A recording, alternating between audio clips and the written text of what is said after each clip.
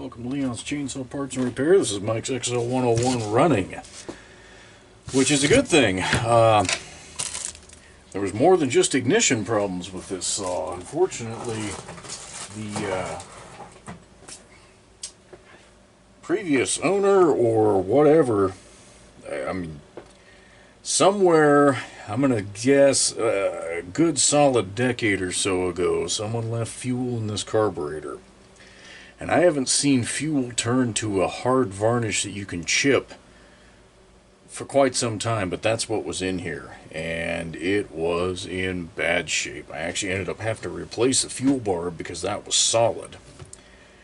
And I happened to have one that would fit. And it was quicker, cheaper to do that than it was to try and drill and clean that other thing out.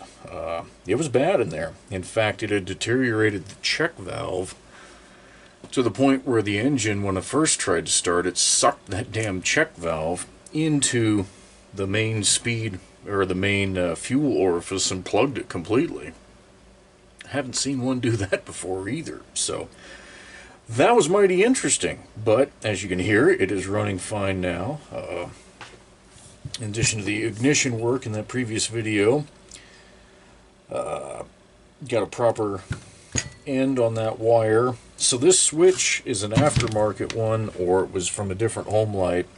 So it doesn't go up and down, it's more of a side to side. This is like a Super 2 style.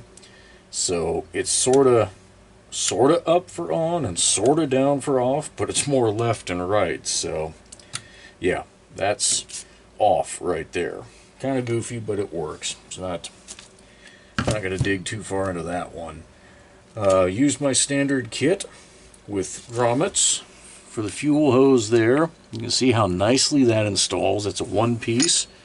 It's right over there, drops down into the tank, and got a filter. So after taking this apart and just cleaning everything up, I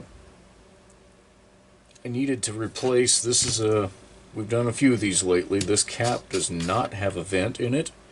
Even though it looks like it's drilled for one, this doesn't have it. So it's another one of those fittings. It's behind the air box here. So I had to pull the air box off to get to that, that little tube fitting and replace the duckbill in it. But that was a good time to replace or clean all the sawdust and garbage out of here. Needed a throttle rod boot. So anyhow, this will get the old sit around for a couple days and try it one more time treatment. And I need to come up with an air filter. Is the other thing. I went to put this back on. Thought, man, something just doesn't quite look right there. So it's close, but that's a Super XL air filter, not the XL-101 style. So I'll try to locate one of those too and get this thing ready to go. But other than that, I am pretty comfortable. This thing's running good.